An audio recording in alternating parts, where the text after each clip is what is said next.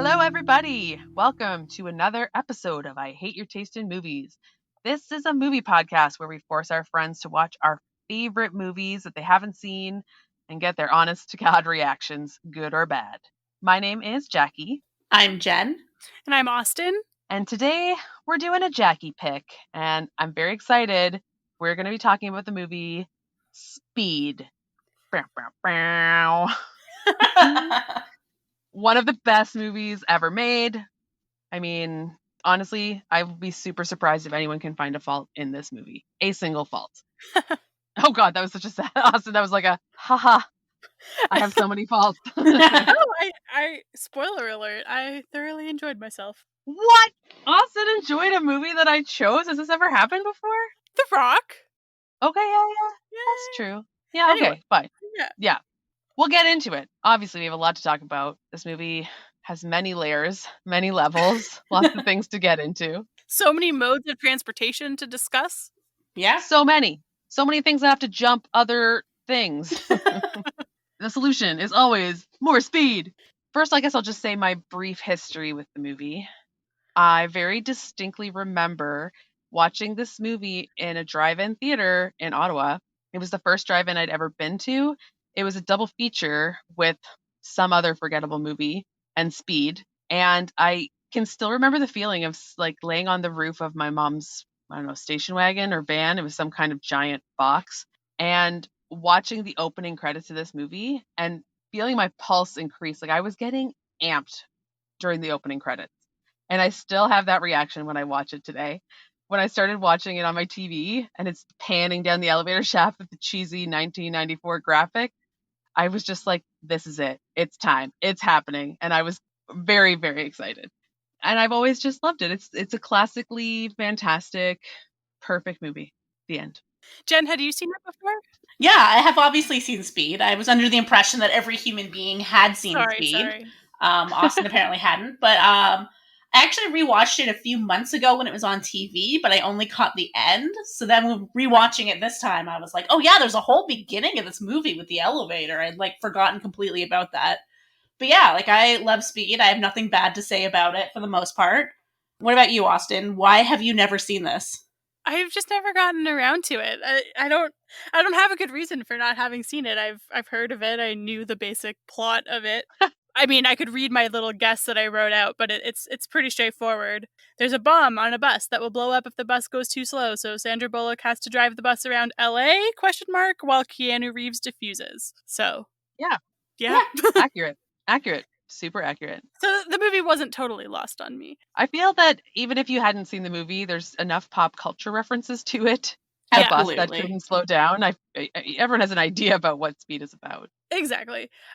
There was a lot that I didn't expect with it. Like, it's basically 3 different movies, which is great. This is like a well-paced movie for me. Well-paced action movie for me. Right. Yes, I would totally agree. It is nonstop, which is the perfect pace for an action movie. I totally agree. Like, there's no lull. It's not boring.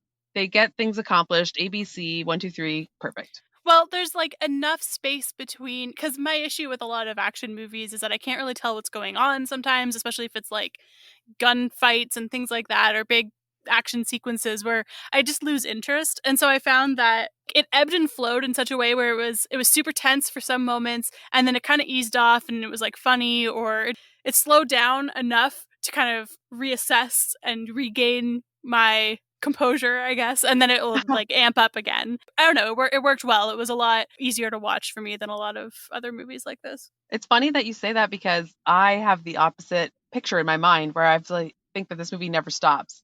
There's always something, there's always a challenge, there's always a problem.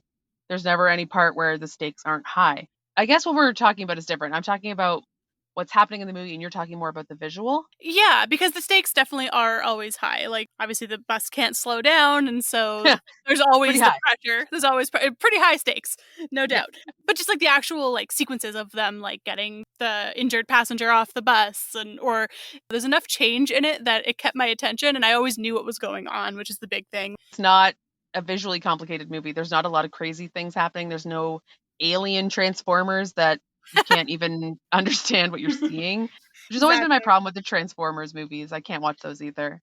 but this is very straightforward. It starts out as a kind of a closed room movie almost. Is that what you call it, Jen? Is that the term I'm looking for? Like a bottle episode kind of situation. Yeah, kind of. Once they're on the bus, they're pretty much on the bus. That's it.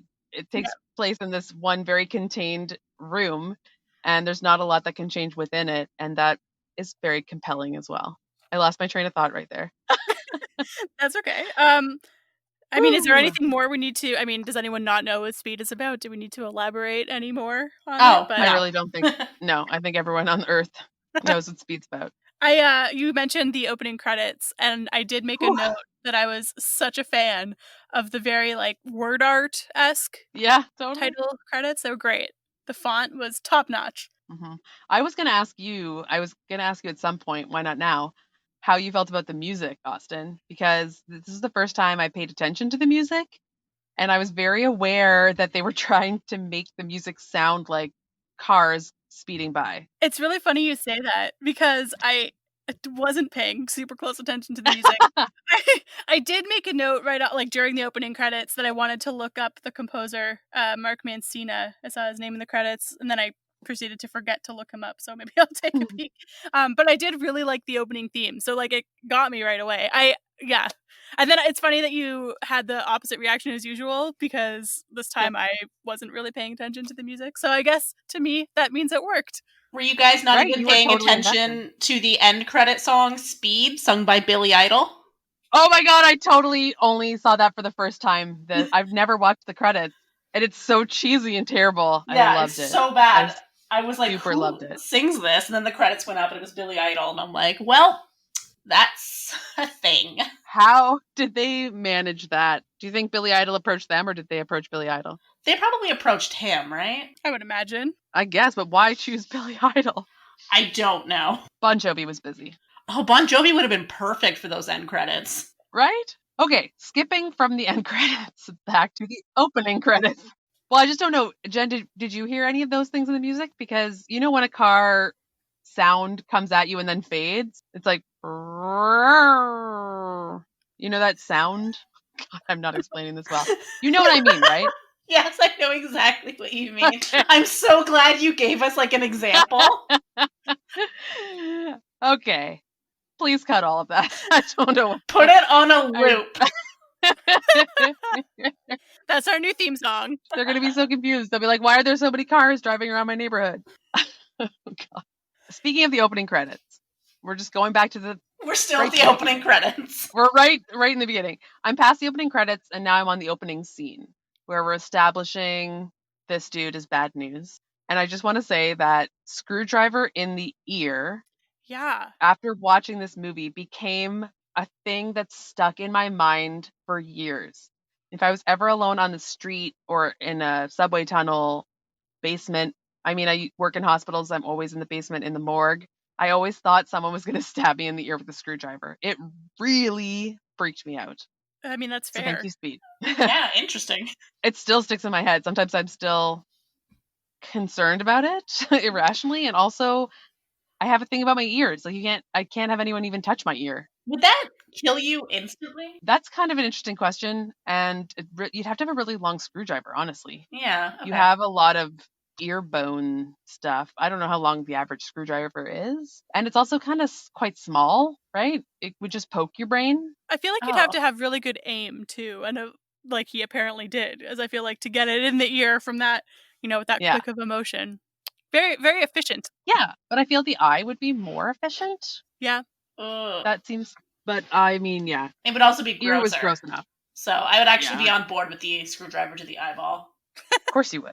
Imagine if that was the opening of the Speed movie. Like, he just stabs someone in the eye with a screwdriver and, like, yanks it out and the eyeball's still attached. Like, Demolition Man! Yes! Demolition Man style. Wow. That would make this a very different movie, I think. I know, but I'd still be into it. I can see you being into it. Personally, I like the ear, even though it destroyed me for a while. It was good. I didn't expect it. I figured it was a gun. The worker asked for his permit or whatever, and so he like reached down into his toolbox and was like, yeah, one moment, and like picked up a permit and like hid something under it, which I assumed was a gun or a knife or something. So screwdriver to the ear definitely surprised me. Right off the bat, this movie is not what you're going to expect. Yeah, and there's not a whole lot of violence in the movie otherwise. Like, there are in terms of, like, explosions and danger in that way, but not really, like, a hand-to-hand kind of thing. So that's really the only moment until the very end where you really get just, like, a person being murdered. Yeah, we'll get to the poor unfortunate. But yeah, they're showing through this, without him having to directly confront Keanu Reeves face to face, they're showing that he is extremely violent, unstable, no hesitance to kill people. He's a bad dude. Yep. Pretty And much. he's bad. Dennis Hopper, man, he's bad. And he's annoying. Do you ever find that some of these bad guys, you just hate them? Dennis Hopper's just like cheesy and irritating and says stupid things. I'm just like, you're such a jerk. I do think he's kind of funny sometimes when he's doing that. Like, towards the end, when they're in the subway, and he's just like, oh, that must be Jack. He always gets his man. And I don't know. I thought that one was funny. Yeah, he didn't bother me too much, which is, again, strange for me. Again, this movie is perfect. I know, it's got a little bit of everything. Should we talk about the elevator scenes, I guess? Austin, you kind of mentioned it's like 3 movies in one, which it really is. There's like the elevator movie, the bus movie, and the subway movie. So we can kind of go like one at a time. Yeah, exactly. Let's hit up all the different modes of transportation. I never thought about it that way, but you're so right. It's like 3 vignettes. Yeah, I was really surprised because obviously I knew the bus plot. So when it was like a pretty extended sequence in the elevator, I was like, oh, there's more to this movie than I expected. More things that can go terribly wrong. Yeah, more things to give me anxiety about elevators, more than like COVID already is. But everybody survived. That's true. So just barely. The lesson here is Keanu Reeves will save you if you're in an elevator crash. I will say I clearly had my mind on rides at this point. Maybe I'm just that much in withdrawal from Canada's Wonderland. But I made multiple notes throughout this being like, is this a ride? This got to be a speed ride somewhere in the world because it'd be so fun. Right? Oh my God, I never thought of that. Right? It would make such a good ride. And then the elevator, I was like, don't like elevators now, but I do like me some Tower of Terror. So, which is a haunted elevator that just drops. So, Jackie, you wouldn't like it, but no, thank you. I would do it if it was a speed themed.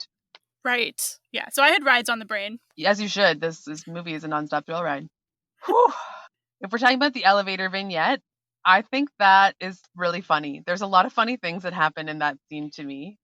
I mean, in that group of scenes, just the elevator, all of it is great. All the dialogue, I have so many quotes from that part. So do I. I especially like, stupid. Geez, Bob, what button did you push? My favorite, towards the end of it, when they're rescuing everyone, they rescue this one older lady, and after the elevator crashes, she's running away, and she goes, my shoe! I did notice shut up, that. lady. I noticed that because she almost died. Running away with just one high heel, and I'm like, that is annoying. She could have just taken the other high heel off. Like, would that not have been the easier solution? One thing about that elevator scene, too, I noticed, is they obviously, they didn't tell the people in the elevator that there was a bomb and a terrorist, which I understand, they would have panicked. But it seems they also didn't tell them anything, so they were just sitting there for, almost an hour waiting until Keanu showed up. So I'm like, I understand why they're not as, urgent about the issue as everyone else is at that point, where she's just like, oh, my shoe, because she's just like, this shitty office building's elevator crash, that's so annoying. And then she's going to get downstairs and see the rest of the SWAT team and be told what really happened, and then be like, now I feel bad that I was complaining about my shoe. That's true. And then they were really confused as to why there was SWAT. Yeah. So I'm like, I get it that she's not really aware that this was a much more urgent situation, that she's just worried about her shoe. That's fair.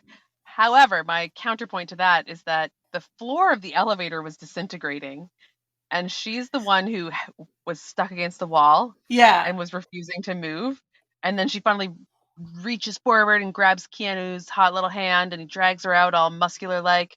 I think that at that point, unless she's super deeply in shock, okay, I'll excuse that, but she wouldn't be worried about her shoe. She'd be like, holy shit, I just almost fell through the bottom of a disintegrating elevator.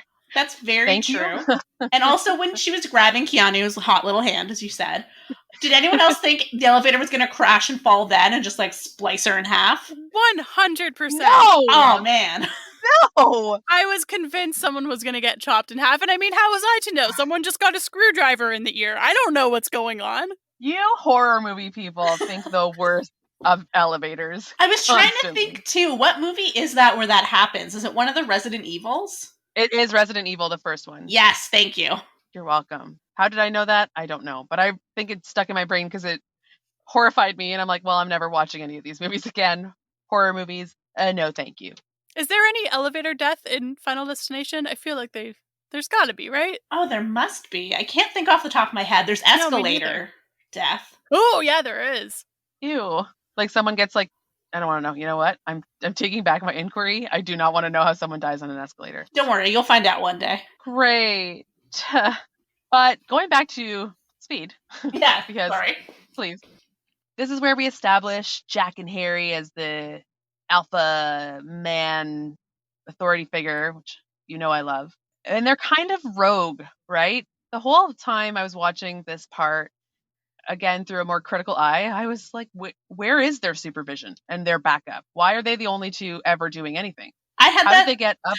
Sorry, I was like, how did they get to the 32nd floor and they evaluate the elevator themselves and they run up to the roof and they hook the thing on themselves and then they get down to the floor where the elevator has fallen to and they're always alone. Where is everybody else? I had that same thought, especially once they start trying to figure out that they're like, oh, maybe Dennis Hopper's in the freight elevator. And then they go and they think they hear them. And I'm like, this is when you call for backup, even just to let them know what's going on, you know? You can still dive into action, but just radio someone and be like, this is what we're doing. For real. And also, he's in an elevator. You shouldn't ever try and confront him on an elevator because he's going up or down. Have somebody at every elevator door and then just wait until he comes out and you shoot him. Movie over. Yeah. Yeah, it's true. I guess that's the problem. We don't want this movie to end. We never want it to end. Also, when they were rigging that thing at the roof, did you understand what they were doing at first? Yeah, Austin, we'll ask you. I'm trying to be fair, it was like 3.5 weeks ago that I watched this movie. So there's a very real chance that I've forgotten details. But there's like something that's like, they like latch on to something and it comes loose, right? That's what you're talking about? There's like a crane on the roof, basically. Right. And they use the wires from that to connect to the elevator so that if the elevator drops, the crane will hold it up. But then obviously the crane isn't strong enough and it starts tipping, and that's why the elevator starts kind of slowly going further and further down as they're trying to rescue people. Yeah. But at first, like, they see that crane and they're like, bingo. And I'm like, what do you mean bingo? Like, are you going to airlift the elevator out of there? Like, what's going on? I feel like it's very clear. He says, no, we take them out of the equation, which actually I noticed again during this viewing. He says, what are we going to do? And then they run up 20 flights of stairs and he sees the crane and then he answers Harry's question. It's just like a very movie thing to do. I'm like, no, that conversation ended. You probably talked since then. Or they were just like out of breath, huffing up the stairs. They couldn't answer. Man, they went up to 32 without even breathing hard. So they're in very good shape. 100% realistic. Yeah. Anyway, so it's establishing that they're the best. They're the kind of rule breakers. They think outside the box. And obviously they're the heroes. And then there's the whole shooting the hostage conversation that obviously will play a part later on in the movie, which I checked off in my little brain for. There's going to be a callback to this. Right? It's like I've watched a movie before. Yeah. Yeah, they have that conversation. And again, that shows that Jack's like kind of a rogue, you know? He's a rule follower, but he'll do what it takes, you know? So one thing that annoyed me in these opening elevator scenes, especially right at the very beginning, like they're clearly trying to set up Jack as this like badass, don't care, rogue hero, like you're saying, Jackie. So they just have him like chomping on gum. Oh, that drove me crazy. So annoying. I was like, can he not? You're getting like briefed by your SWAT leader. You're about to go on some dangerous mission and you're just like an annoying high schooler just chomping on your gum. I hated it. I did too. He did it so loud. Yeah, I made a note that said, please don't let this be a personality trait. Like, I really hoped that the gum chewing did not come back later, and it didn't, so I was happy, because that was really distracting. He forgot his pack of gum when he got on the bus. He had very limited resources. Also, I don't know if you guys noticed this, but the way he arrives on scene to this elevator disaster is to launch his car over a hill. They go flying over this hill and the car slams down and then it screeches to a halt and Jack and Harry come out. I didn't notice that. I did not catch that. It looks like it's from The Rock. The way they fly over that hill in San Francisco, they reused footage. So that's the elevator scene. Yeah, and then we get to the real part of the movie, right? The meat and potatoes. Things happen pretty quick. Yeah. The first time I saw, they established that Jack has these friends that he meets for coffee, kind of at the same coffee shop every morning. And immediately, because they're so friendly, you know something terrible is going to happen. Yeah, and he gets blown up. Yeah, he was a sad, innocent guy blowing up, talking about his wife. And they always have to establish that these people have like really great, happy families before they explode them. It's a movie thing I don't love. But anyway, we're talking about buses now. We've moved away from elevators. Now we're on buses. Yeah, everything picks up pretty quick, pretty much right away. We get on the bus and gorgeous Sandra Bullock is there. When they first introduced Sandra Bullock getting on the bus, she's smoking, which to me was so strange nowadays. Yeah, it's so They just 90s. don't do that anymore. So I have a question. Is your question going to be, why does she know her bus driver's name? No, I buy She's that. Cool. I can assume that she takes the bus every day and is a friendly person and knows her bus driver's name. I do not know a single bus driver's name. I mean, neither do I, but that's because I'm shy. But anyway, no, my question was, whenever Keanu Reeves finds out that there's a bomb on the bus, so he gets the call from, what's the villain's name? Dennis Hopper.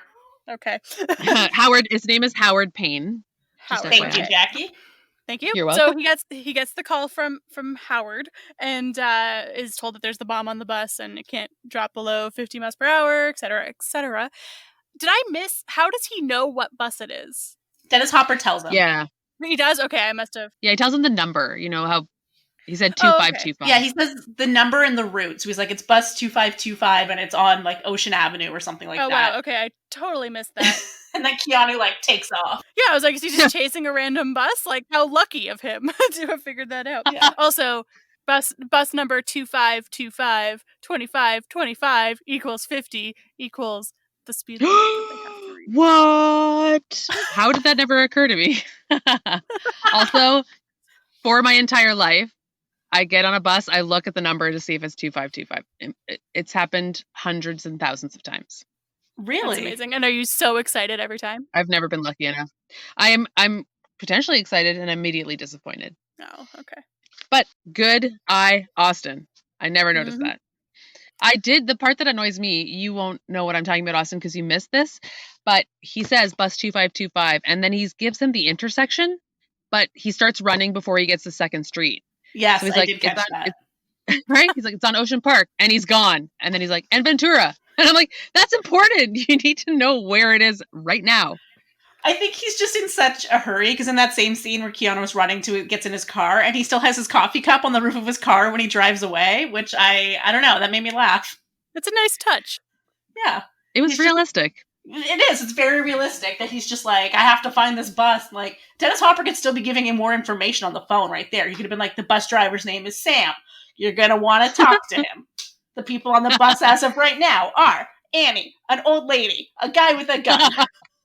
Another guy, an annoying guy, a tourist. Also, try not to shoot anybody on the bus. That's a good idea.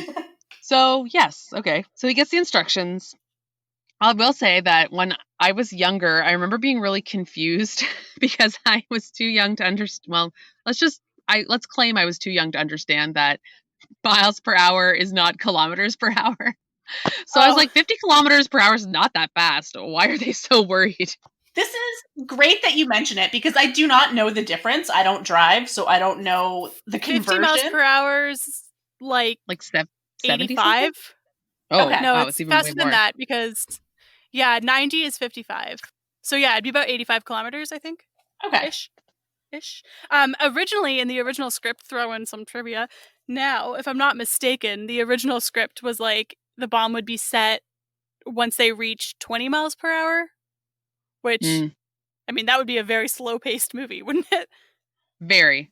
And immediately, that's like stop-and-go traffic. So he would go up and then right down, and they would immediately blow up. And Jack would still be on the phone trying to get instructions. Oh, never mind. Don't worry about chasing that bus, Jack. It already blew up. What if that had happened anyway? Like, if the bus had just hit 50 before Dennis Hopper makes a phone call, and he's just like, oh, I blew up 2 buses this morning, and I have no money. Like, what now? It's not a great plan, I'm going to say. Even Annie says it. She's like, it's not a very good way to make money. Clearly, this is not working out for him. Also, his demands are so cute and modest because it's the 90s. He's like, I want $3 million. So, whereas in movies, slight they're like tangent. 100 million. Slight tangent, but based on this, Jackie, I was also having the same thought where I'm like, his plans are so unnecessarily elaborate, where it's like, this is a lot of effort you're putting into $3 million. Like, you're gonna, blow up an elevator full of hostages for $3 million? So then I was like, what are some other really ridiculous movie villain plans? Amazing. So I'm sorry to go on a tangent this early, but obviously the first one is actually one that I was rewatching recently, and I was like, this villain plan makes no sense, but it's I Still Know What You Did Last Summer, where the fisherman flies them to the Bahamas to murder them.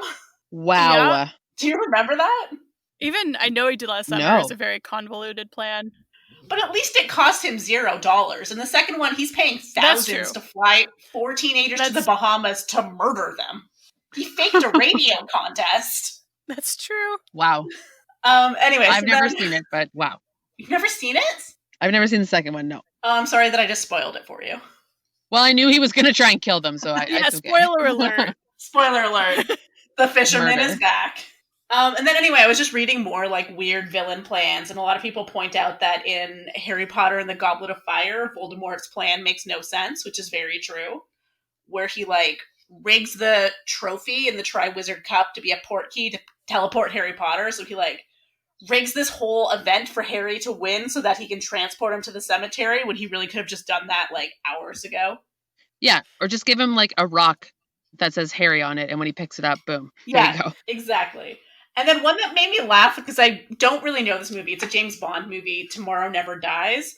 So apparently the villain in that one was trying to start a war between China and the UK so that the UK would win and take over China and become a new nation, and then his company would get exclusive broadcasting rights in that new country. Oh, wow. I remember that. That's Pierce Brosnan. Yeah. It doesn't make any sense. I read that, and I was like, first of all, you're so patriotic that you think the UK army would defeat China. I feel like that's, you're overstretching there, Britain. You have like, what, 4 people in your country, and China has 100,000 million? Yeah, so anyway, weird villainous plots. That's amazing. I am resentful that you're putting Howard Payne on the level with these crazy ones, because he came pretty close to getting his money. Howard Payne almost succeeded. 2 years planning that like elevator hostage situation, and then the bus one in like 2 weeks, where he was like, shit, gotta think of something new. Maybe he never intended for the elevator hostages to live, and it was all to make them more likely to pay the second round, because he's like, see, I'm serious. I ain't got no problem cutting a bitch. I mean, it's very possible. Also, 2 years seems like a long time to be planning that elevator job. It didn't seem that complicated of a job, right? I guess maybe how he gets in and is undetected while rigging the elevator. I guess. Got some certifications. Got a part-time job with a maintenance company. Yeah. His real passion was elevators. Yeah. He found it during this. And he just wants to retire, get a bunch of elevators, fix them. Could have just made an honest living as an elevator repairman, but no. No.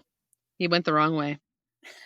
I will say, getting back to Keanu's trying to chase the bus down, his attempt to get on the bus would immediately make this bus stop. He steals a convertible and he starts driving wackily around it, on the left, on the right, up in front, honking and flashing his brake lights and slowing down in front of the bus.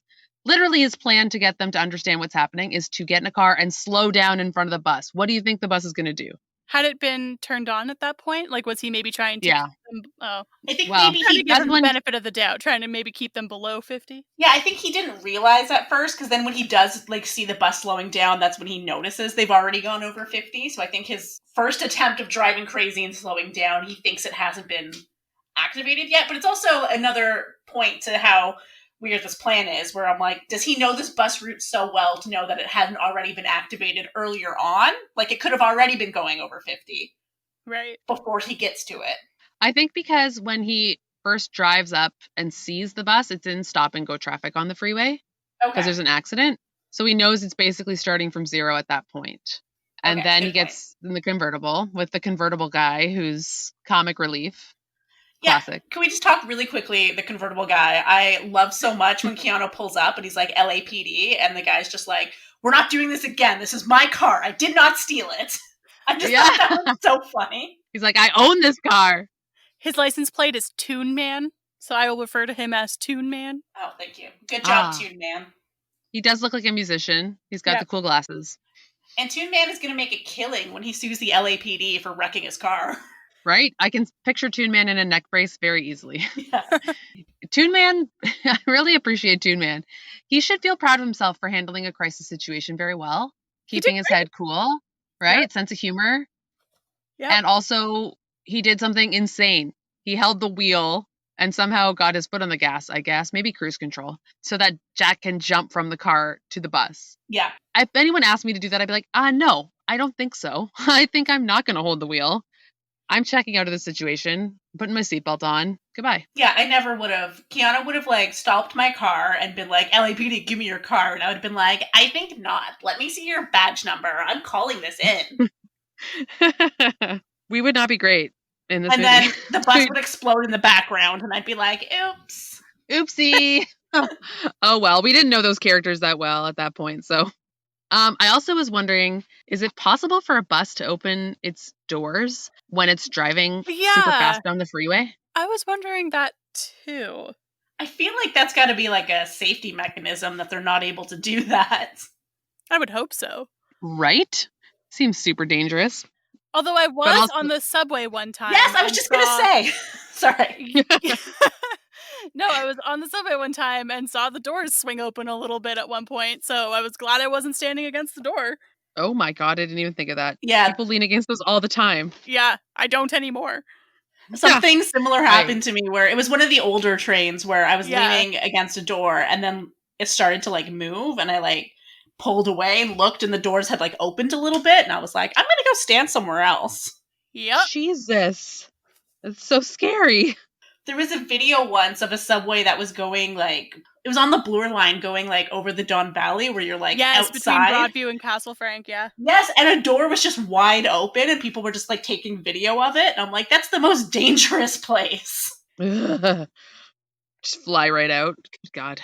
For our non-Toronto listeners, that stretch of highway or that stretch of subway line is below a bridge suspended over a highway, so fun times. Not a good place to fall out of a subway. Yeah, so I mean maybe the LA bus service is a little more secure than the TTC and their bus doors aren't supposed to open while it's moving fast. Which I was trying to think who probably has the worst system, LA or Toronto, and I think they probably are both equally terrible. Old cars. Right. Yeah. Keanu gets on the bus. Keanu does a very daring mid-air jump, which he also actually does really poorly. He ends up dragging his feet on the highway. I just don't know if you guys noticed that, but his jump is really bad. And then we meet the bus characters. Do you guys have any impressions about the characters who are on the bus? Well, I was wondering who the actress is. I think her name was Helen. She was sitting, the older woman, the one that freaked out and ended up getting blown up later. But I believe the actress is Beth Grant. Yeah, that sounds right. I looked at her IMDb page because I was like, I know her, but I couldn't figure out even scrolling through it. I guess she's one of those actresses that kind of does one episode on like everything. I know she was on the Mindy Project. I don't know if you've watched that. I have. I don't know if that's where I would have. I feel like I've probably seen her all over the place, but yeah, she's definitely one of those actresses who's been in everything. I'm pretty sure I know her from Donnie Darko. Okay, yeah, that would make sense. And then, so chaos ensues on the bus, and what you mentioned before, one of the passengers has a gun, and he ends up shooting Sam, our lovely bus driver. So, passenger with a gun, like, how dumb do you think he feels afterwards? Because in that moment, he's just like, that cop just chased down this bus to arrest me, I'm screwed. And then he finds out later, like, oh, actually, this had nothing to do with you, and you just made a scene and made yourself look like a criminal. For nothing. You could have just played it cool and no one would have known. Yeah, and you're totally getting arrested the second this bus stops, so guess what? You screwed yourself pretty hard. Yeah. He does say, though, when Jack uncuffs him when they're about to jump the gap, which we'll get to, he goes, hey, I didn't mean to shoot that guy. He actually says that. Yeah. Hey, I didn't mean to shoot that guy. And Jack's like, it's cool. Well, we can also then say he's also responsible for Helen's death because they have to eventually get Sam off the bus, and that's when she decides to dart, and then she dies. Yeah. I mean, Helen is responsible for Helen's death because she I was gonna say that. has been told We're laying that on multiple times that she cannot get off this bus, and she's like, what if? Yeah. That's true. It's true. I kind of think that in her head she's thinking, I wanted to give Helen the benefit of the doubt that she's just thinking, I got to get off this bus and not thinking any further beyond that. But I kind of wonder if she's like, I have to get off this bus and I'm willing to sacrifice everybody else. Like, I know you guys all might blow up, but I'm getting off the bus. Yeah, I think she saw it as her like only opportunity and took it. And even knowing that her getting off safely means the bus is going to explode. Yeah. And she came to terms with it because that's cold, Helen. Helen, maybe you should be sucked under the bus because that's cold. I did start thinking around this time that I should do a car count instead of a body count because they smashed into so many cars. That's true. I kind of wondered, especially when they were on the city streets and Sandra Bullock's just crashing into everything, like signs and sides of other cars. I'm like, is this bus still in drivable condition? Well, thinking like that is fast to have to go in a city. Yeah. Like on side streets. That is fast. I loved Sandra Bullock's reaction when she thought she hit the baby in the baby carriage, but it ended up being hands. Oh my gosh. I mean, this is the understatement of the century, but guys, Sandra Bullock, amazing actress. Did we know this? Yeah, I see good things in her future. Yeah, big things for her. Oh no, but that moment is so great. Like she's so sad and scared, and I don't know. I just thought it was such a great moment. Yeah, and it's a very nice bonding moment for them. Yeah, when he's like reassuring her that no, you didn't just murder a baby, and they're kind of laughing about it, which I'm like, too soon, guys. That was really scary. But according to the stunt director or stunt coordinator, that was the most challenging stunt to do, was the hitting of that carriage with all the cans, apparently. Really? Really? Yeah. Huh. I also find it really funny when they almost end up hitting a bunch of school children. And she's like, why aren't you in school? That kind of reminded me. Do you remember we were watching The Rock and during that car chase, there was like old ladies, children, person in a wheelchair, all these different groups. A whole basketball team of people in a wheelchair. Yes. Yeah. And then it's almost the same thing here where there's just like, a baby, it's not a baby. School children, she didn't hit them. Yeah. Although, like, that school group crossing the street were fucking dumb because they had a police escort at that point and 2 cop cars zoom by and then they think they can walk? It's the middle of a police escort. There's sirens everywhere. Yeah, that teacher should be fired. Yeah, I know we don't care about cops in LA, but that teacher is hella irresponsible. Yeah. And it was, as far as I can understand, it was not a blind corner. Like, you could look to your left and see an oncoming bus, right? Yeah. It didn't just come out like, boo, I'm a bus. You didn't see me. It's a giant-ass bus coming from blocks away. But also, it is smart to note that whoever said it, how is this bus still in drivable condition? Honestly, how? By the end of the bus portion of this movie, that thing has been through so much, there's no way it would still be running. Yeah, exactly. It's impossible. But we'll get to that. Yeah, I want to talk now about the jump in the gap scene. Yeah. Yeah. This is the scene. This is what people know about Speed. So just in case no one knows, they're on the freeway. They're on a freeway that's not in use. And then they discover being built, yeah. Yeah. They discover there's a 50-foot gap in the road up ahead. So let's talk about this for a second. LA has a freeway that's not in use. Sure. Yep. They don't realize that it's because it's under construction. Sure. And by under construction, they just mean there's a gap, but then it's fine on either side of said gap. Yeah. Yes. Yeah. So what kind of construction is happening on this freeway? Like, how were they building it? Like, they started at each end and they were almost at the middle and there's one piece left and they were like, we'll do it tomorrow. From what I've understood reading the trivia for this is that the freeway was actually under construction. I don't know if that part of it was, because from everything I can tell, they actually did do the stunt. Like, a bus did travel a gap. I don't know if it was that dramatic of a gap, but so I'm not sure, but it does sound like that they had just finished building the highway and they basically gave the film crew like 2 weeks to do the filming before it was open to regular traffic. So it was a bitch logistically, but I guess the highway was under construction. So I guess it's feasible that there would be a gap. But I guess, but Jen's making a good point. Is that how they build, like, off-ramps? They start at the top, and then they start at the bottom, and then they meet in the middle? It seems like a weird way to build I something. don't know. Trying to think. I feel like we should know the answer to that. Yeah, I mean, Let's get an engineer I on was here. going to say, you guys build ramps all the time, so you should know that. Good point, Austin.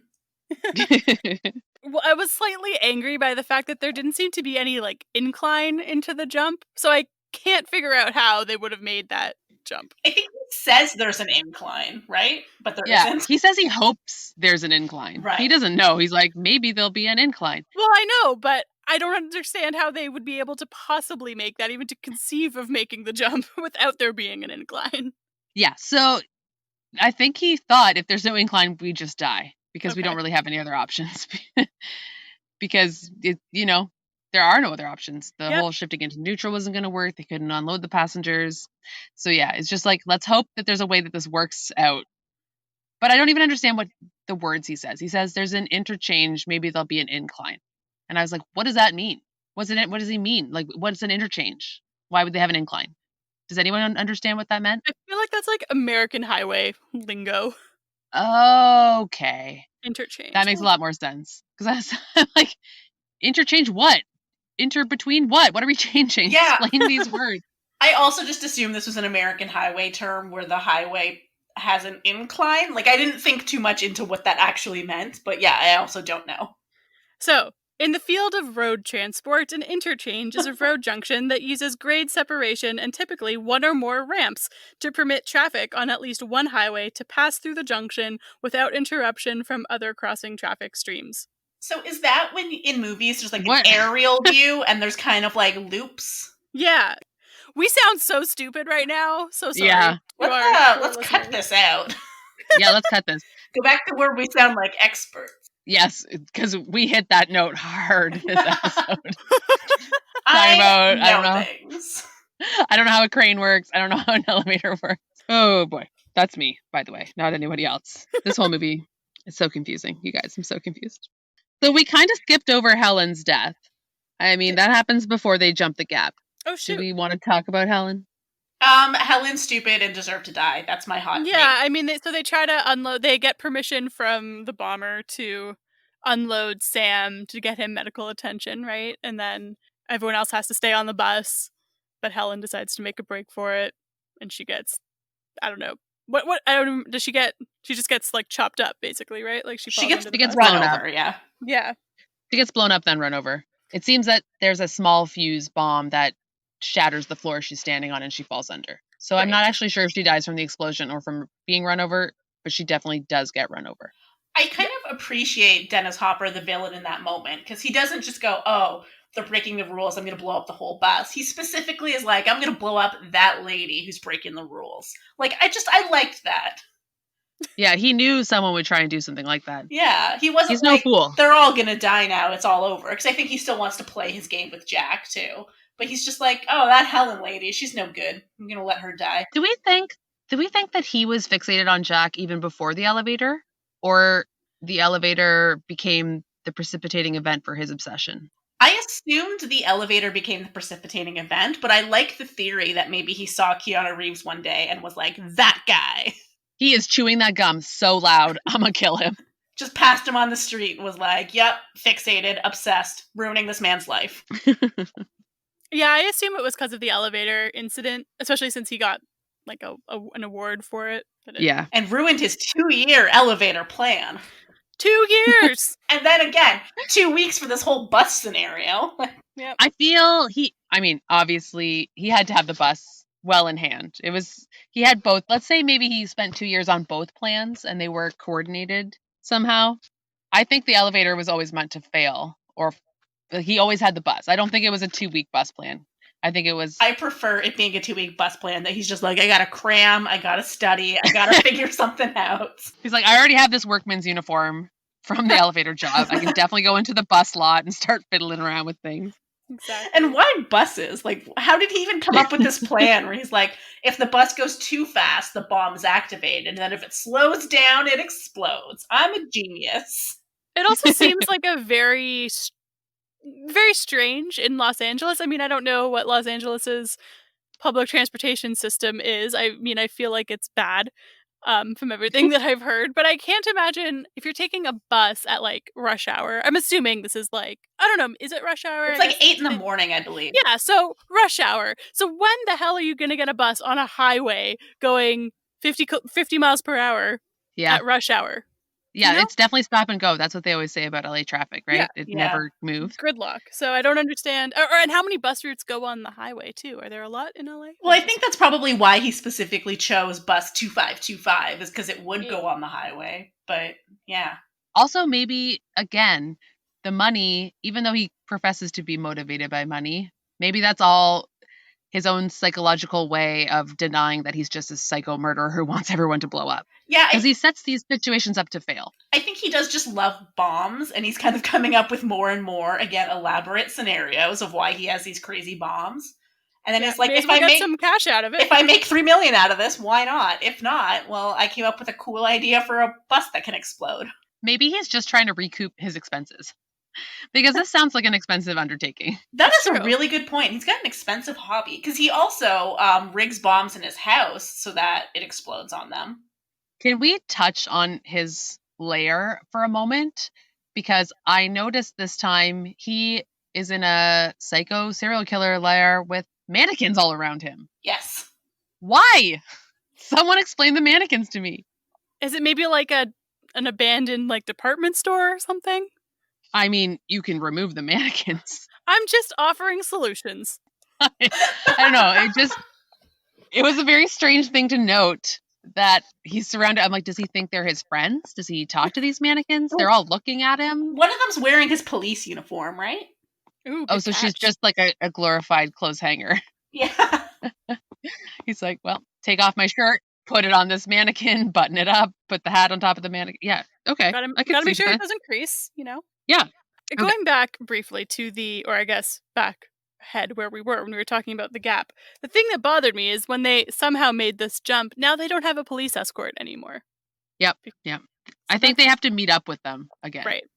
Yeah, the rest of those cops should have just done their best to do the jump too. Come on, guys, step up. Can you imagine? No one else makes it, and they're like, whoa, they really didn't have to try and escort us over the gap. There's just like one really like eager cop who's just trying to do it, like a car comes right after them. Oh, Jimmy, no. What have you done? I have to say that I find the scene where they know they're approaching the gap and the police escort kind of peels away and they're all watching. I find that very emotional. I'm not even going to lie. I'm like, oh no, they're on their own. This was where I actually made the note of, is this a ride anywhere? Because it should be a ride. It should be. That part is great. But it needs to make you feel like there's actual risk. Like this could actually fail. Otherwise, you're like, oh, we're just going over a gap. That's not so scary. I don't know if I want a ride to feel like it's about to fail. That's what makes it even more fun. No? Doesn't no. it? Doesn't it? I prefer things that feel safe and secure. We are different people. That's clear. Okay, anyway, they jump the gap. Annie's hilarious. Like, she really is. She's really good in this. Sandra Bullock. This is one of her bigger movies, right? Like, this wasn't one of her first movies, was it? I think it was one of her first big movies. Like, I think she... I don't want to say this was like her breakout, but I think she'd been acting before this, but this was like a big blockbuster leading role kind of thing for her. Yeah, that was definitely the sense that I got. That she had definitely done a handful of movies before, but this really brought her to the forefront. And she's great. She's so likable. And she really handles that bus. And every time she has to put her foot up on the dash to really pull the wheel to make a sharp turn or something, I think how fun it would be to drive a bus. I'm like, I want to do that. I want to put my foot on the dash and like really reef on that wheel. Yeah, I do like how she just takes it. Like, someone needs to grab the wheel after the bus driver had been shot earlier. And then she's just like, okay, now I'm driving this bus. I'm handling this situation. Everyone deal with it. I'll use my foot if I have to. You try to talk to me, you stand behind the yellow line. Like, she just really owns it. So true, too, because it would be very easy to have a man step in or some other guy be like, I drive big trucks. Maybe you should let me take this bus over. But she doesn't even entertain ideas. She's like, I got it. Yeah. What's the plan? Good job, Sandy. Yes, I do. I like her character a lot in this. Yeah, she's fantastic. I love her so much. So anyway, now they've gone to the airport. Still on the bus, now at the airport. But they've driven over spikes, so they're going to start losing air in their tires. I also noticed that this time when they drive over the spikes, somehow the front of the bus hovers over the spikes. Oh. It only gets the back tires. Weird. Yeah. Luckily, the bus has 4 tires in the back, so somehow it only got like one of them. Mm-hmm. I'm just giving that one a pass. Physics, whatever. I don't know how spikes work. I accept it. But they're at the airport so that the helicopters can't televise their progress, and they can circle an emergency runway. Although, when they're in this airport scene now and they're kind of circling, there's a few moments where there's like planes still being moved around and things that she's trying to like kind of avoid and get away from. And I was like, how are they still letting planes just operate right now? Like, they know that like a bomb loaded bus has turned on. Like, they should just, all flights are grounded. We don't know what's going on. There's a bombing terrorist. We need to like not. But like the airport was kind of just, oh yeah, just let the bus circle around over there and we'll continue our flights over on this side. I honestly think it may have just been that the airport was just operating normally during filming. Because I did read that they had to do the explosion of the bus in the desert. Like, they didn't do that at the airport because they didn't want to alarm passengers and like travelers at the airport. So that kind of leads me to believe that there were just planes operating as normal while in the background they're filming Speed. I wish I was on one of those planes. Could you imagine? You're getting on your flight and you're like, what's going on over there? And they're like, I don't know, filming some movie. And then a bus explodes. Yes! Yeah. They were originally supposed to film the scene at Dodger Stadium. The bus in Dodger Stadium?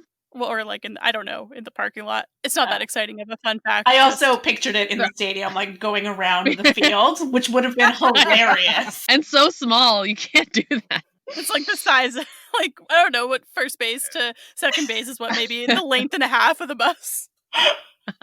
You're just like, go, turn. That would, no, not going to work. Who thought of this plan?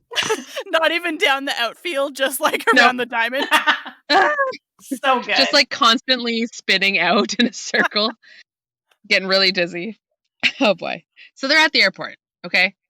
Jack decides the best plan is to lay on some kind of dolly that's connected to a truck by a very thin steel cable and be slowly pushed or pseudo run over so that the bus is above him and he can try and look at the bomb from underneath. Yeah.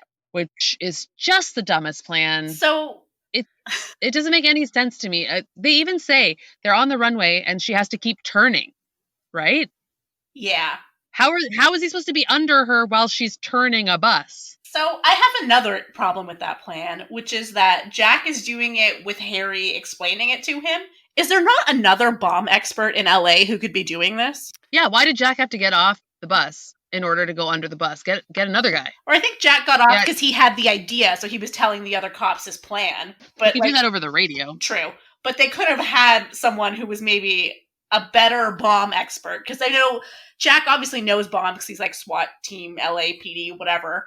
But he's not the bomb expert. He's always getting Harry to help him because Harry's the bomb expert. But there's got to be another bomb expert in all of LA right. who could be the one underneath the bus at this moment. Yeah. And then he wouldn't need to keep asking all these questions and wasting time. He could just be like, oh, here's the wire. I'm going to cut it and we're done. Yeah. True. Yeah. I'm kind of assuming that Jack is a control freak. He's that alpha dog authority guy. He didn't want anyone else to do it and he wouldn't listen to anyone else other than Harry. Yes. Potentially. That's true. Yeah. I mean, I guess we could take the moral aspect of it too, where maybe he was just like, I don't want to involve anyone else in this. This is my fight now. Or maybe the other bomb expert was like, no, I'm not getting underneath a moving bus. Yeah, exactly. Yeah. This did have 2 great moments. Again, Sandra Bullock. Whenever he's like under the bus and she's like freaking out, like, did he come out? Did he come out the other side? Love her. So good. She's so good. So good. Oh my God. Yeah. Agree. Total agreement. And then when he comes back up onto the bus and she's like, did you have any luck with that bomb? And he's like, yeah, it didn't go off. Yeah. And then he's like, also, we're leaking gas now. She's like, what, you needed another challenge?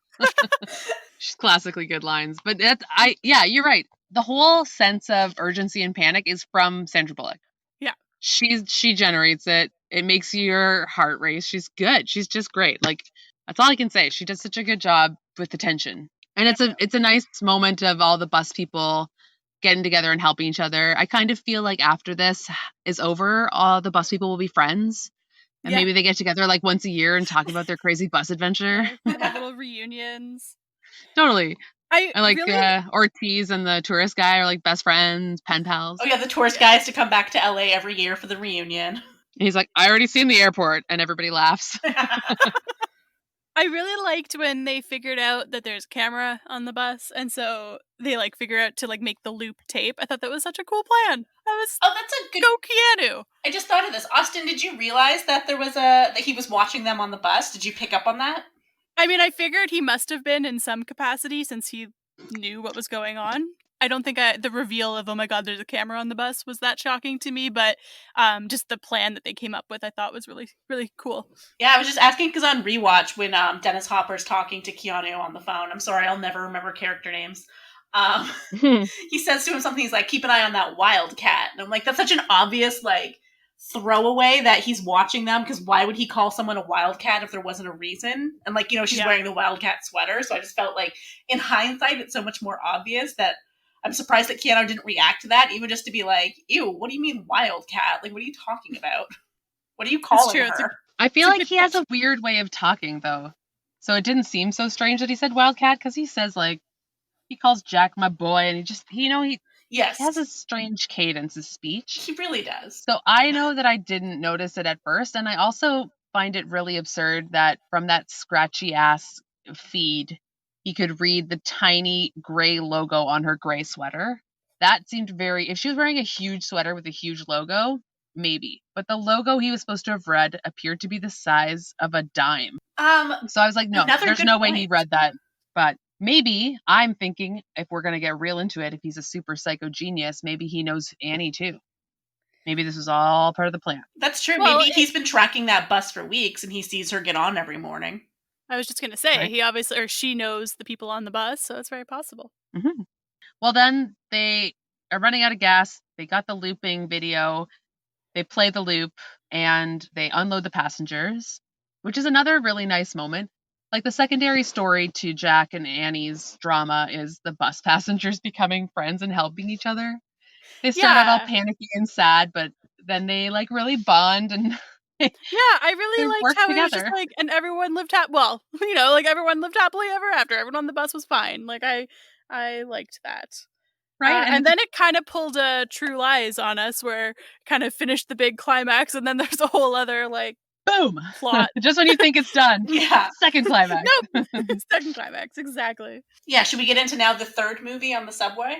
Yeah. I just want to say one other thing about after they get off the bus, they have rigged it all. They rig the steering wheel and the gas pedal so that the bus keeps going while they slide out from under it. But then the bus slows down and explodes. But they had a pipe wedged on the gas pedal. Like, it shouldn't have been possible for it to slow down. Was it running out of gas at that point? It was. I mean, they were leaking gas. It's very possible. Wow. Can I just tell you that in 1 second, you solved something that's been bothering me for like 20 years? I was like, why is it slowing down? And you're like, oh, they're running out of gas. And I was like, oh, I see. I mean, what can I say? I'm that good. Well, clap for you, because you made me feel like a total idiot. Great. Never mind. Forget it. Everything's fine. My life hasn't just had the bottom drop out from under it. What a dramatic response. This movie means a lot to me. Apparently, there's also a trend of how cars keep driving in Jackie's movies, because there was this one that caused a commotion with the pipe on the thing, and then again with True Lies, where the limo drivers apparently had a lead foot. Oh yeah, yep. I love it. I love cars going fast. Yeah, Jackie loves that car chase. I do. But okay, let's talk about the sexy moment between Keanu and Sandra Bullock.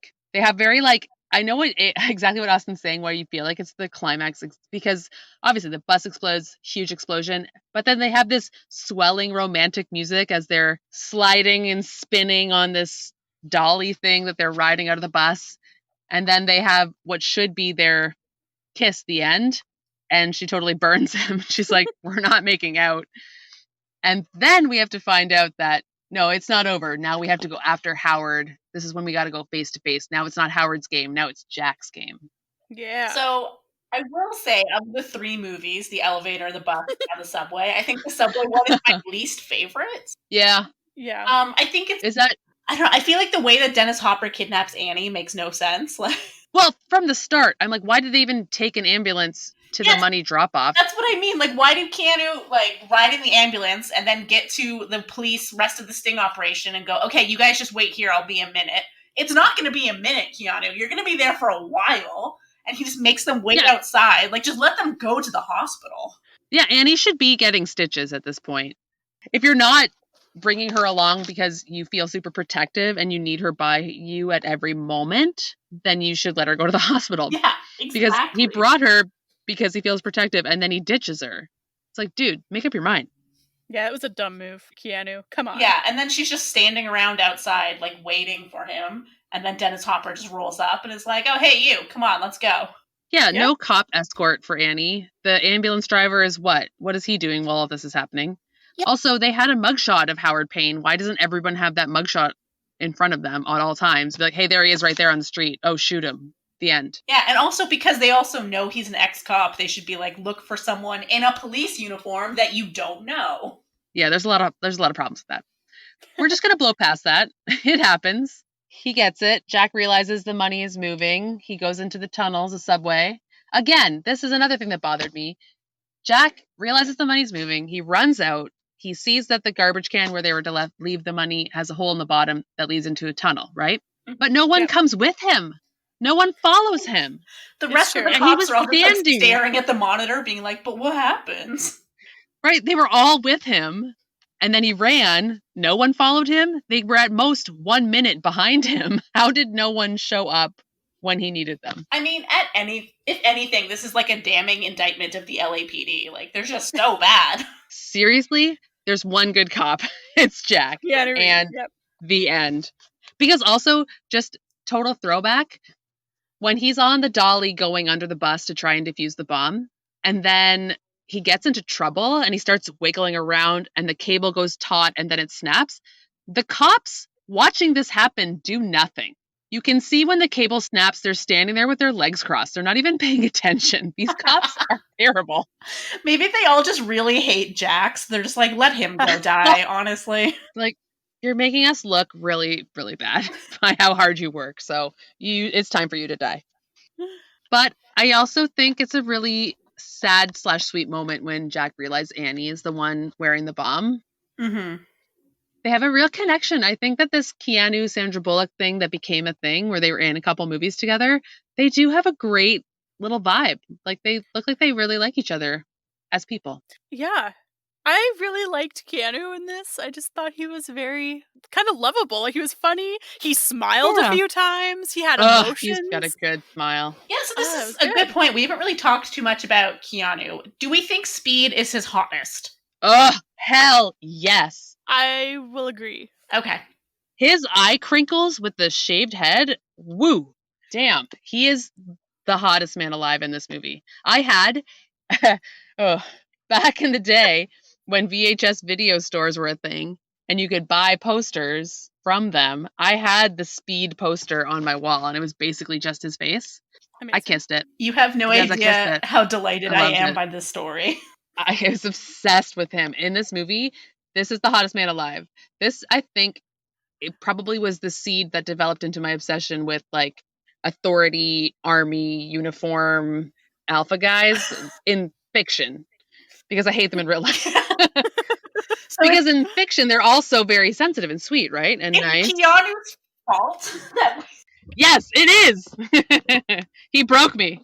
Thanks, Keanu. Is this the first movie that hasn't had Marines in it? Not the first. They don't have Marines in The Rock. Are they Marines? Yeah, they're Marines. Yeah, they are Marines. No. Hold on. That can't be true. They are. Wait, are there Marines in True Lies? Oh, at the end. I was just going to say.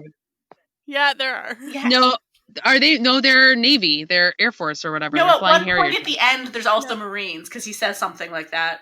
Because I remember Austin and I both commented on it, I think. Okay, anyway, I'm going to need to go back through the record, because that can't be true.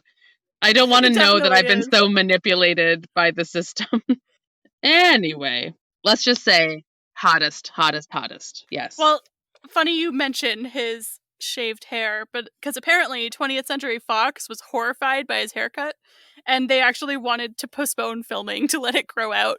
It would not be a good look for him No. with long hair in this movie. Yeah, Agreed, I mean, Keanu agreed. usually does have longer hair, but it makes more sense for a cop to have the kind of shaved head. So Exactly. I think it makes Maybe, sense. you know what? Sorry, maybe he was a Marine before he was a cop. How about that? There you go. That would explain a lot. Boom. So you guys know when they get into the subway car and Howard Payne shoots the subway car driver. You with me here? Yeah. Um, Yeah, really sad. I don't like that moment at all. I find it very sad. Well, Jackie, you're very consistent because this also ties back to The West Wing, much like The Rock did with John Spencer, R.I.P. But the subway driver is Richard Schiff, who you only see his face so briefly, but I had to rewind and I checked. It's Richard Schiff. He plays Toby on The West Wing. So thank you, Jackie. You're welcome. Let's pretend I did that on purpose or knew that that was more than an extra. I didn't know that guy did movies. Because he really is 1 second. He has a panicky arm flailing and then he gets shot. Yeah. Yeah, you can barely see. I'd seen his name in the credits, I think, and then I had to go back and find it. And I was like, oh, brief shot. Underscoring how Howard's just a super bad dude. Yeah. It wants to show that he's capable of face-to-face violence. And it's just, I don't know, unnecessary. I wish he didn't. I don't like it. Can we also talk about how Howard shot this driver in such a way that it also damaged the subway, that it could not slow down or stop, but it could still go faster? Sorry, do you have a problem with that? I also have a big note in cap locks in my notebook here that says, why is none of the infrastructure in LA finished? Yes! I have the same note where I'm like, the same thing's happening where they're like, oh, hey, Jack, the track isn't finished. And Jack's like, well, I guess I have to jump it. And I'm like, yeah, we did this an hour ago. We saw this movie already. Makes no sense. If you can speed up, even if you don't have brakes, you can slow down. Yes. You know, he pushed a lever forward, just pull it back. Why would it be better to crash at high speed? There's also a dead man switch on subways, so I don't really understand why that wasn't able to be activated. And I also don't know why they needed the track to be unfinished to have, like, extra danger. Like, it could have just been, like, the end of the line and they're going to crash into a wall or something, you know? Yeah, it makes no sense. Totally. Sorry, Austin, when you said dead man switch, do you mean like the thing that passengers can pull to stop the train? No, it's, hold on, let me just... Because you just made me realize there's that thing, right? Isn't there an emergency stop in every car? Yes, there is. So a dead man switch is designed to be activated or deactivated if the human operator becomes incapacitated. So I think and there probably is a big sign on it too, because if the conductor had a heart attack and a passenger had to stop the train, it would have to be very easy to do. Well, I think it's Press an automatic this button. thing. I think it's an automatic. If I'm not mistaken, I feel like I heard this on the History of the 90s podcast when they talked about the speaking of TTC, the TTC subway crash in the 90s. But I think they talked about, I think conductors have to hit something every so often to like prove that they're still alive, still there. I think. Ooh. I love it though. Maybe... I love that they decide the only way out is faster. Yeah, it's classic speed. I mean, so the user hold down a switch of some sort in their hands. The device will activate when the switch. Anyway, is it possible this is us that trying to figure out how transportation works? Much like the limo driver in True Lies, the dead body fell in a way that it's leaning on that switch. I guess so. Unfortunately, that has to be the answer. There's no other answer. Keanu doesn't take the subway. He has a Jeep. He doesn't know how that works. So he just thinks like, I hit some buttons. I don't know. Actually, Jen, he drives a Ford Bronco. Wow. Okay. Ooh. Uh-oh, someone's in trouble. No, I only know that because one of my trivia facts was that he drives a Ford Bronco. And this movie was released 2 weeks before the Bronco chase in the O.J. Simpson trial. Ooh, that's dark. That's actually hilarious that this movie came out right before that chase. Yeah, and it's also like similar with the aerial. Yeah, because it's also in LA. Yeah. Oh yeah, on the freeway too. Wow, actually, I didn't make any of those connections. Yeah. Except the bus went a lot faster than OJ. So much faster. And had way fewer cop escort. But if we're talking about jumping the tracks, then we've totally skipped over the final Jack Howard Payne confrontation on top of the subway car. Ooh. Yes. Yes. Okay, spoiler alert, but I love a good decapitation, so like, great fight. It's a great fight. I was thinking when I'm watching it that they had to do it somewhere that would kind of even out Keanu's physical advantage over Howard Payne. Mm-hmm. So it was a good choice for it to be on top of the subway car. Otherwise, he would just kick his ass immediately. Yeah. Just like, oh, one punch, Howard Payne fell over, movie done. My other problem And then, is sorry, just how... as you said that, where it's like one punch movie over, it would also feel kind of mean, even though he's a bad guy, that Keanu's just like beating up this old disabled man. Yeah, he's like, ow, stop it. He's just like, punch, punch. You're right. That would not be sporting. But also, they're on top of the car, and yet somehow he sneaks up on Keanu Reeves. I'm like, Keanu, look behind you once in a while. What are you doing? Anyway, like Jen said, there's great decapitation by exit sign, takes Howard's head off. His death is pretty easy, honestly. Yeah, it's a little anticlimactic almost. I mean, I didn't hate it, but I was expecting it to be drawn out a little more, so. Yeah, I actually liked how final it was, too, because obviously earlier they thought that they had defeat him and he'd been killed in the first explosion, and then he kind of comes back. So he needed to really be killed in a way where you're not just like, oh, okay, he's coming back, or he's coming back for the sequel. So I just... Michael Myers style? Yes. Although Michael Myers has probably survived worse. I had a Titanic flashback in this scene, which was a little strange. But there's a part where Annie is handcuffed to one of the poles. And she just keeps yelling, Jack! Jack! Jack! And I was like, I'm sorry, are we watching Titanic now? Yeah. Except I guess it was roles reversed, because Jack was handcuffed and then Rose was hitting the axe on the post. But, just a little. I guess Titanic stole it from Speed. You know what? I believe it. I 100% think James Cameron was like, yeah, I'm going to use that. Yeah. I like how she tells him to go. It's cute. Yeah. She's like, just get out, just leave me. It's fine. And he's like, no. And you're like, you're both great people. We should aspire to be Jack and Annie in all aspects of our lives. They were both really likable characters. I loved Annie. Same, but just if I was in Annie's place and I'm handcuffed to a subway car after being kidnapped by a madman and it's about to crash, I would not be like, listen, hot cop, you leave. I'll die. I'd be like, no, you use your body to protect me. My tax dollars pay your salary. Okay, Jen's a little mercenary. I like it. I would be like, hey, hot cop, before we crash, why don't you take that dynamite vest and throw it out the door? Ooh, because good call. The entire time they're crashing, I was wondering, like, where's that vest? It's just floating around, smashing into things. Anyway, luckily, they're fine. They're fine. Don't worry about it. But yeah, they decided to derail at high speed for some reason instead of a low speed, which I still don't understand the logic. Why would be crashing at a high speed be better than crashing at a low speed? I mean, so that they could jump where does that make sense? But why do they need to even jump the track? Listen, Jack is just all hyped up from earlier. He's like, faster. The subway's too slow. He's like, it worked before. We can do it again. Exactly. And you know what? It works. And as they crash, somehow, through the magic of crashing, the pole that she was handcuffed to is gone. It's just gone. It's not there anymore. Now she's just hugging Jack. Yeah, so it really worked out well because then they make out. And that's the end of the movie, isn't it? And then Billy Idol comes in and he's like, I'm Billy Idol. Singing about speed.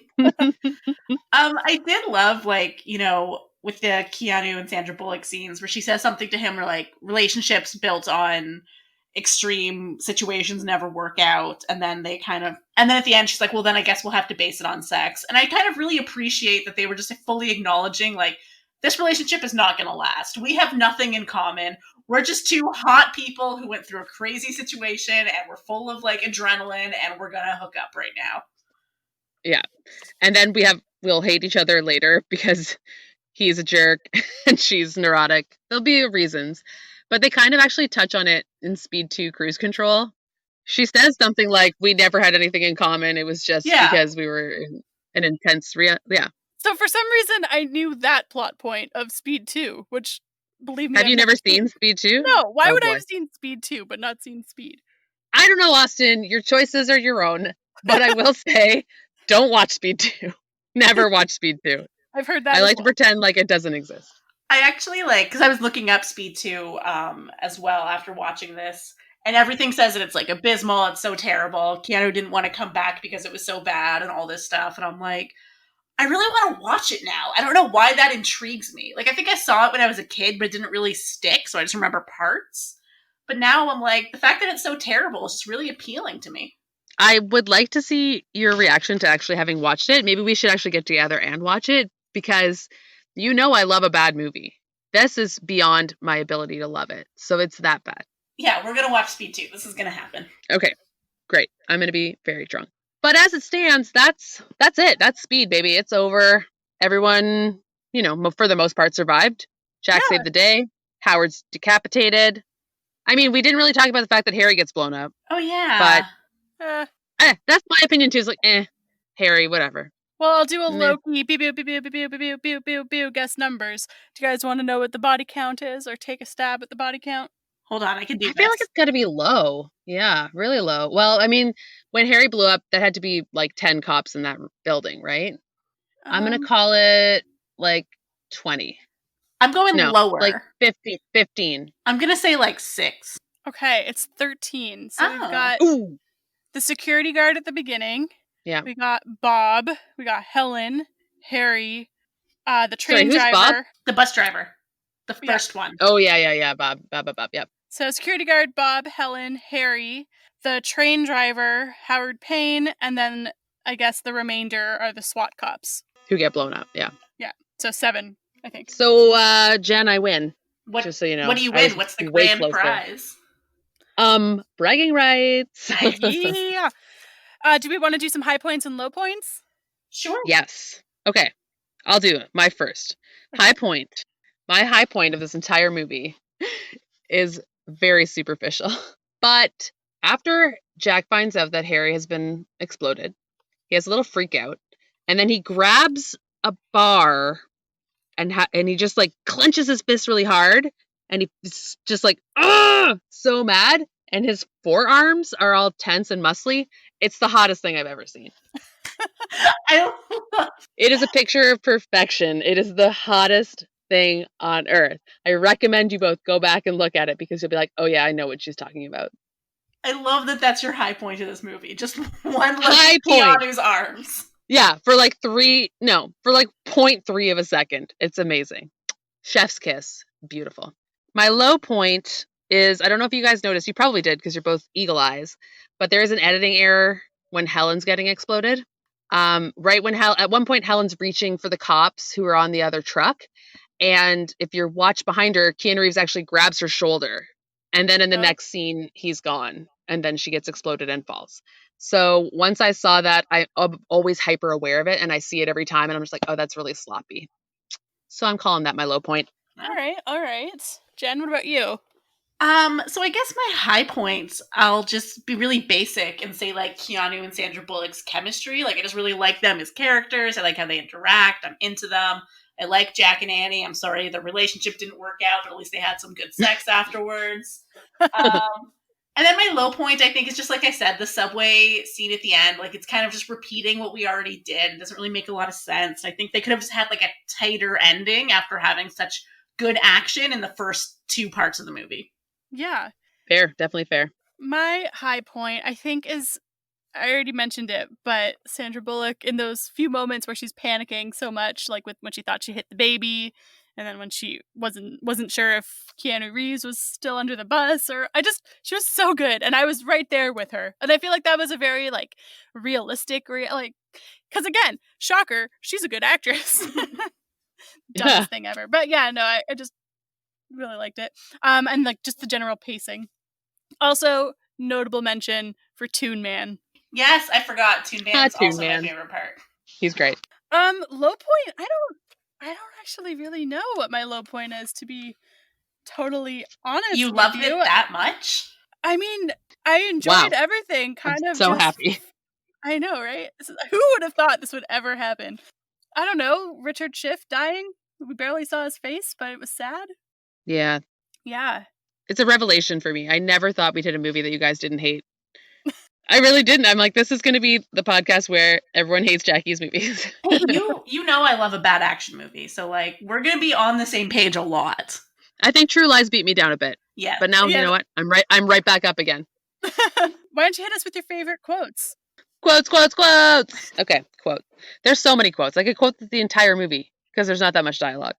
I love when he says, I don't know if you cut, it's a throwaway comment, but one of the cops says, "Is there anything that's going to stop this elevator from falling?"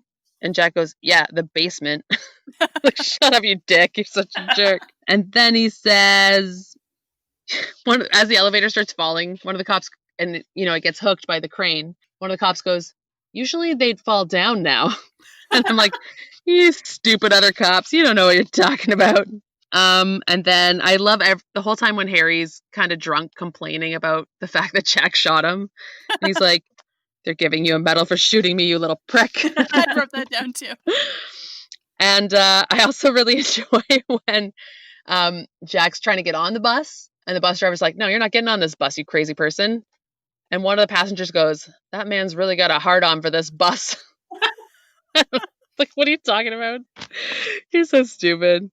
And then at one point when, I guess you guys don't know, one of the cops' names is Norwood. He's like Mac's assistant. But when he finds out that there's a gap in the freeway, he tells Mac, and Mac goes, "You're fired. Everybody's fucking fired." I wrote that down too. I loved it. I'm just like, thank you for clarifying that, because I wrote that down, but with no context, and I could not remember what that was from. Yeah. You could just tell Mac's like, "I fucking had enough with today." And I love everything Annie says, clearly, but I really love when she's acting bus driverly. She's like, "Get your ass behind the yellow line." Or when Jack is being slid under the bus, Ortiz goes, "Just keep it steady." And she's like, "Oh, keep it steady. Thanks a lot, Ortiz." Like, thanks for telling me that. And the classic, I don't know if I love this line, but it is classic. After he kills Howard Payne, he's like, "Well, I'm taller." Because now he's decapitated. Yeah, I do. You guys get it? I do hate that. And those are the quotes. Amazing. So I managed to work in a lot of the trivia as we were talking, but the budget for this movie was $30 million. And the box office, opening weekend, it made $14.4 million, and cumulative worldwide, it made $350 million. Nice. So lots of money. I guess it had a slow opening, and then it shot up. Yeah, so it was supposed to be released in August of 1994, because they thought it was going to underperform, and so they wanted it to be the successor of True Lies, which opened in July. And then Speed performed so well at test screenings that they moved it up to June, and it ended up being the first summer movie from the studio, so did well. Nice. Yeah, and I think one of the reasons that some of the dialogue is so good and some of the jokes are so good, apparently Joss Whedon rewrote the script uncredited, and a lot of the dialogue that is in the movie was his work. So wow, he's not credited, but you can tell it's him. Yeah, I actually read that as well, Austin. Honestly, right? Like, it's very, very clever. Yeah, and I saw, so this is no surprise of why Jackie likes this movie, but apparently the original script was a lot more of like a Die Hard knockoff, where Jack was going to be more of like a John McClane type character, so then they kind of did some rewrites and made it funny in other parts and made him less of like a just quippy one-liner kind of guy and kind of spread out some of the humor. So I felt like that was A, a good choice, and B, I did appreciate that they were like, let's just make another Die Hard, and then they made Speed, and then Jackie's still like, best movie ever! I'm very clearly shallow. My depths are non-existent. I just want explosions. So sign me up. This movie rocks. You know what you like. Yeah. Right? Nothing wrong with that. I'm not ashamed. I saw a couple of different numbers, but it used either 10 or 12, I saw both numbers floating around, buses in filming. And they each had 2 steering wheels. One, if I understand this correctly, they had one that like Sandra Bullock was sitting at in the normal bus driver spot. And then they had one for the stunt driver that was usually on the roof of the bus. Whoa. So that sounds fun. That sounds intense. I don't want to be on the roof of a bus driving it. Yeah. And then the watch that Jack wears had been discontinued when the movie came out. But Casio said they started remaking the watch because it had regained popularity after the film's success. Everyone wanted the same watch. So they started remaking that watch again. Oh, yeah, they totally show his watch when he checks the time in the morning. Yeah. Yep. That's a good call. Supposedly, the original casting idea was... Oh, no, this is going to be bad. I don't know if this had actually... Well, part of it. The original casting idea was Jeff Bridges and Ellen DeGeneres. Yes, I did read that when I was reading through the various rewrites from taking it from a Die Hard knockoff to what it became. One of the versions was like a buddy comedy, and like Ellen DeGeneres was going to be the sidekick. Like Annie was going to be more of like a funny sidekick, like jokey character. So apparently Ellen DeGeneres denied being considered for the role, but I don't know. So I don't know how far that idea went into production. So speaking of original casting, originally Harry was supposed to be Ed Harris, and Ed Harris would turn out to also be the bomber. So plot twist. Ooh, But drama. then when Ed Harris dropped out and Jeff Daniels signed on, the bomber was written as a separate character. Yeah, you can't. Jeff Daniels doesn't really ever seem like a bad guy. That was literally the reasoning, as far as I could tell. Also, if this movie had Ed Harris as the bad guy, so then it's like a Die Hard inspired film with a Rock inspired villain. Like, this is just everything about this movie just screams, Jackie, watch this. You guys, it's like the studio was reading my diary and it's like, this is what the people want. It's true. They were trying to make a movie Jackie would watch. And you know what? They did. They succeeded. Success. I've watched this movie 50 times, so they win. That's awesome. They made their money off me. So Jen, what else came out in 1994? Well, Austin, you kind of spoiled it already, but we've already done a 94 film, and it was True Lies. So 94 was a good Jackie year. Until I realized I have to hate True Lies on behalf of women. But up until that point, I loved it. I'm sorry about that. But then, as you may recall, the biggest movies of that year, other than True Lies, was Forrest Gump, Lion King, and Dumb and Dumber. All right. Oh, Jeff Daniels had 2 big ones. Good for you, Jeff Daniels. Oh, yeah, that was his year. Very different roles. He did a lot. I wonder if there was a lot of crossover between people who watched Dumb and Dumber and people who watched Speed. I'm sure there was. I mean, I've seen both, so there's crossover in me. That's true. I also have seen both. And now Austin has seen both. Have you seen Dumb and Dumber, Austin? No. Oh my God. I was just sitting here quietly minding my own business. Sorry, let me go back to that list. Please don't. Have you seen Forrest Gump? Yes. Have you seen The Lion King? Yes. Okay, so it's just Dumb and Dumber. Okay, what else did I write for 94 last time when we did True Lies? So there was also Shawshank Redemption.